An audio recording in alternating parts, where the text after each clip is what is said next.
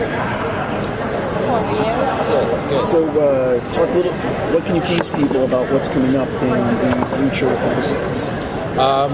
What we're really proud of the fact we sat down with DC Comics right at the beginning of the season, and Is that okay we brought out all the characters from all the comic books and talked very long and hard about, first of all, who could predate Batman in the period we needed to, and who didn't have an origin story, and that was fascinating, and that's been liberating.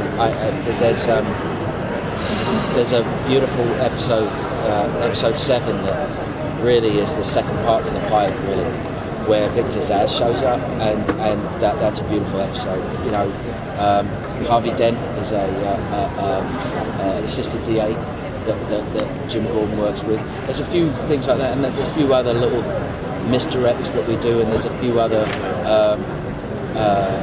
origin stories that we're drumming up, and it's all very exciting.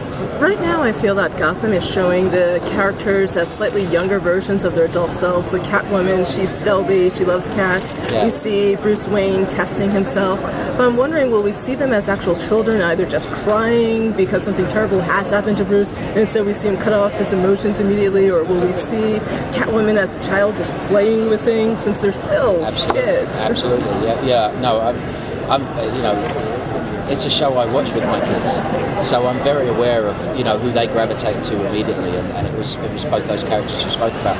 Yeah, and I mean, when those characters come together, that's when you see them as kids, because they're not pretending to be adult, you know, and that's a beautiful episode. We just shot that episode 9. So, because the DC is separated, you have Fox up here, NBC Universe, CW Universe. Was there ever talk of bringing Gotham, tying into anything, tying it into maybe the upcoming Batman Superman movie, or are you just gonna keep doing your own thing and maybe a Fox Universe as well? To be honest, I think we were just happy that we could create a relatable, timeless kind of world, and keep our feet on the ground and keep it realistic.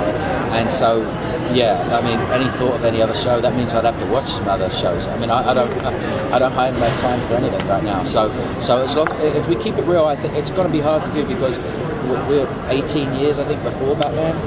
So it's I think it's going to be kind of hard to pull that off. I think we're a period show, basically. Will we see any?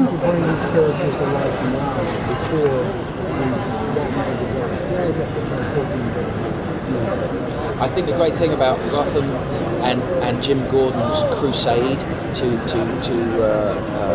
deal with the corruption of Gotham is a relatable story now. I think he's somebody who doesn't trust authority and the way things have gone, the way Gotham is deteriorating morally.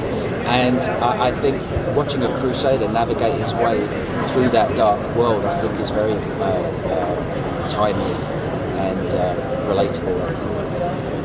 With a character like Barbara, will we see any of the backstory of like her relationship with Montoya? Is it more moving forward and how it's sort of relating to them right now? No, we do explore the relationship that was never ended correctly with Montoya, and how that affects her relationship with Jim. And we also follow Barbara through some really dark moments. And you know, I think everybody attempts to reinvent themselves at some point, but you can't keep building on a house with a bad foundation. Right. And she'll have to deal with that foundation at some point, and that's going to get very interesting. One thing that's really interesting about the series is how you kind of re-examine relationships that were kind of taken for granted, such as the Alfred and Bruce relationship, and if that's a healthy relationship. Are there any kind of other re-examinations of classic relationships that we'll see in the future of the series? Yeah, I think some of the origin stories. I mean, I think what we're doing with Edward Nygma right now is great, because he's a brilliant. Yeah, I mean, he's like a little on the spectrum brilliant, but he's brilliant. He's wanton. He's excited, but he's a lonely character, and I'm very excited about how we're going to navigate his world. I mean, because what goes so wrong with him? What could turn a man into arguably one of the greatest villains in this canon of work. So, yeah, keep watching for that. Because Heath Ledger, Joker, was strong and almost sacred. How will you handle the Joker? Very, very carefully.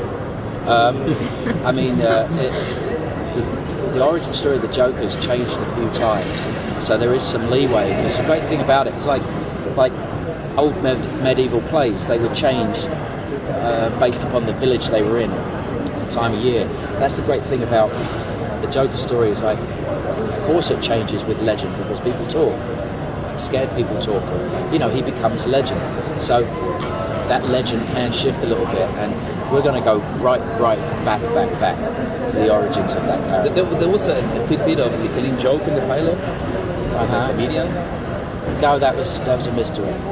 Okay. I shouldn't even tell you that. Something that's unique about some of the villains in the Batman Rogues Gallery is they come about because Batman exists. So because you're doing a show where Batman doesn't exist yet, how will you deal with bringing some of these villains rise up, like Joker, for example, who rises because there is a Batman? Right. So how are you going to deal with that when there's no Batman? Well, I think that it's like the same thing. It's a catch-22. It's the thing with Batman also. The reason he wears the mask, the reason where that all came about is because it doesn't matter who's under the mask as long as somebody's representing that. Batman is not a person; it's an ideal, and it's the same thing with villains. Their revolution is against the city. He's just the nemesis that they will have later is different, but their rise is much more about them rising above the corruption of their city and trying to get noticed.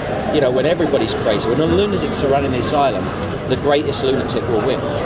Are you hinting? I'm very curious. You guys are doing 13 episodes. 16. Oh, you're doing 16.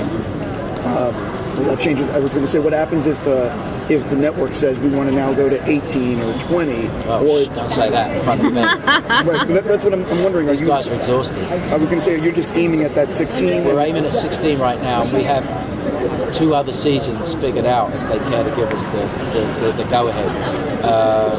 Because once the ball started rolling on all these characters and Ben's journey, Commissioner Gordon's journey, and Bruce Wayne's journey, once we figured that out, we spread it out to fit those 16. Yeah, if they were to change the order, we would have an emergency meeting.